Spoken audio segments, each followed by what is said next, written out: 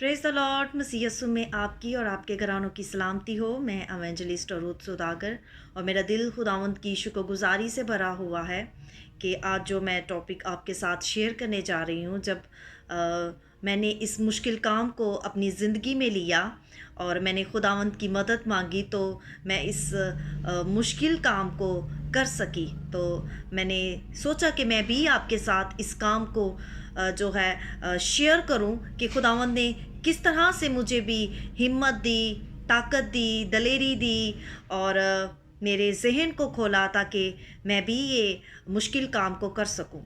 और आज का जो मेरा टॉपिक है वो ये है कि ये आसान क्यों नहीं होता। आखिर ये क्या काम है जो ये आसान इंसान के लिए आसान नहीं है, इतना इजी नहीं है, जो हम इंसान होने के नाते नहीं कर सकते। वो है माफ़ करना। हमेशा जो है ये काम जो है इंसान को बहुत मुश्किल लगता है। और क्यों मुश्किल लगता है, क्यों ये लफ्ज़ आता है, क्यों क्यों लफ्ज़ ये आता है, माफ़ करना हमेशा आसान क्यों नहीं होता।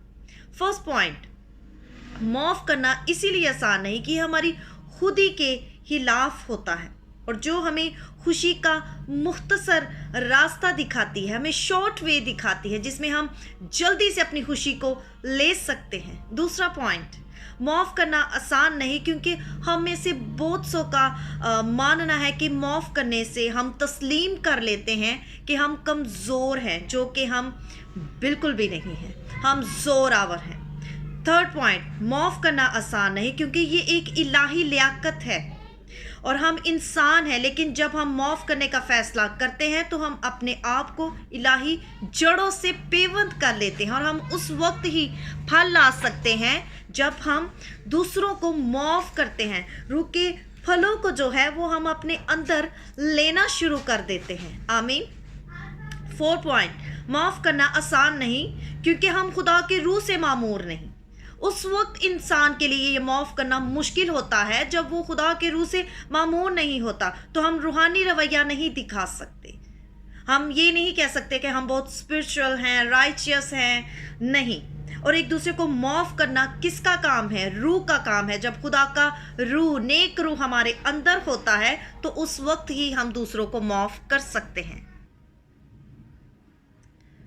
फिफ्थ पॉइंट, माफ़ करना आसान नहीं क्योंकि हमने खुदा से हरगिज़ माफ़ी हासिल नहीं करनी, तो हम माफ़ भी नहीं कर सकते। जो लोग नहीं चाहते कि उन्हें माफ़ नहीं किया जाए वो भी माफ़ ना करें, और जो चाहते हैं कि उन्हें माफ़ी मिले वो ज़रूर दूसरों को माफ़ करें। अगर हम अपनी ज़िंदगी में माफ़ी नहीं पाते तो हम इसको फैलाने के लायक भी नहीं होंगे। अगर हम दूसरों को माफ़ नहीं करेंगे तो हम किसी को ये दर्स भी नहीं दे सकते, हम किसी को ये कह भी नहीं सकते कि तुम्हें जो है दूसरों को माफ़ करना है। इससे पहले कि हम किसी को ये दर्स दें, हम किसी को ये सलाह दें, हम किसी को ये कहें, उससे पहले हमें भी ऐसा करने की ज़रूरत है। और हमारे ईमान का दर्जा हमें माफ़ करने के दर्जे से तय होता है।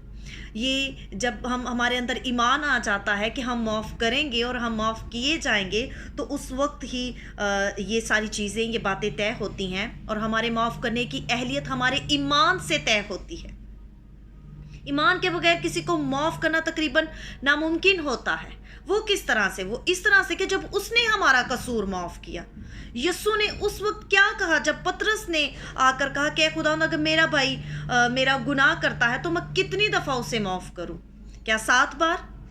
और फिर यीशु ने उससे क्या कहा? यीशु ने कहा, मैं तुझसे नहीं कहता कि 7 बार, बल्कि 7 दफ़ा के 70 बार तक। आमीन। मत्ती में जो है हम इसको 18 चैप्टर में उसकी 21 till 22 वर्स तक हम इसको वहाँ पे रीड कर सकते हैं। और जब हम खुदावंद पर तवक्कल करते हैं, हम अपना आप उसके हाथों में दे देते हैं, अपनी ज़िंदगी के सारे मामलात, अपनी ज़िंदगी पर जब उसका कंट्रोल मांग लेते हैं, तो फिर हम कैसे दूसरों को जो है माफ़ नहीं कर सकते? हम माफ़ कर सकते हैं। उसकी दी हुई जो हमें हिम्मत, उसकी ताकत, उसकी क़ुव्वत, उसकी दलेरी जो हमें ये मुश्किल कदम उठाने में हमारी मदद करती है, उसमें हम ऐसा कर सकते हैं। और हम उस पर तवक्कल करते हैं ताकि वो उन पर गौर करे और हम भी तब फिर ये चीज़ों पर गौर करना शुरू कर देते हैं जो हमें ज़हनी तौर पर, हमें रूहानी तौर पर, हमें जज्बाती, हमें जिस्मानी तौर पर जो है हमें हम डिस्टर्ब होते हैं, तो फिर हम उन चीज़ों को अंडरस्टैंड करना शुरू कर देते हैं। और जब हम अपना आप उसके हाथों में दे देते हैं तो हम ऐलान करते हैं, हम ऐलान कर रहे होते हैं कि हम अपने आप के नहीं बनना चाहते, हम ज़्यादा से ज़्यादा मसीह की मानिंद बनना चाहते हैं। आमीन। हम माफ़ करने के लायक बनना चाहते हैं, हम इस लायक बनना चाहते हैं कि खुदावंद हमें माफ़ कर दे। जिस तरह उसने सलीब पर चढ़कर अपना बेशकीमती लहू बहाकर दुख को, तकलीफ को, दर्द को और खून बहने की हालत में हम सबको माफ़ किया, हम भी ऐसा कर सकते हैं। माफ़ करना जो है वो आसान नहीं होता, लेकिन जब हम इस मुश्किल कदम में अपना कदम बढ़ा लेते हैं, यीशु नाम में इन सारे पॉइंट्स को अपनी ज़िंदगी में ले लेते हैं जो मैंने आपके साथ शेयर किए हैं, तो ये काम मुश्किल नहीं रहता, फिर ये आसान हो जाता है। ये मुश्किल ज़रूर है, मैं ऐसा नहीं कह रही कि ये बहुत आसान है, मेरे लिए भी ये बहुत मुश्किल था, आपके लिए भी बहुत मुश्किल हो सकता है, लेकिन इस जाते साल में हमें माफ़ करना है ताकि हम उन सारी पुरानी चीज़ों को अपने ऊपर बोझ लेकर नए साल में दाखिल ना हो। इसीलिए मेरी आप सबसे हम्बल रिक्वेस्ट है कि अगर आपने अभी तक किसी को माफ़ नहीं किया, ये मुश्किल काम है, इसको यीशु का नाम लेकर जो है इसको शुरू करें, इसको माफ़ करें और दिल से माफ़ करें। दिल से ये मत कहें कि मैंने सरमन सुना, मैंने कलाम सुना, मैं एक फॉर्मेलिटी नहीं, दिल से माफ़ करें, भूल जाएं। और अगर नहीं रिलेशन रखना चाहते, कुछ ज़्यादा ही बुरा हो गया है, तो आप उनसे दूर हो जाएं, एक बाउंड्री क्रिएट कर लें और आप अपनी ज़िंदगी को एक नए अंदाज से यीशु का नाम लेकर अच्छे तरीके से आप अपनी ज़िंदगी को शुरू कर सकते हैं। और अगर आपने अभी तक किसी को माफ़ नहीं किया तो खुदावंद आपको चांस दे रहा है, आपके पास वक्त है, ये साल ख़त्म होने को है, आप माफ़ कर सकते हैं। खुदावंद आप सबको ऐसा करने का फजल बख्शे। God bless you all.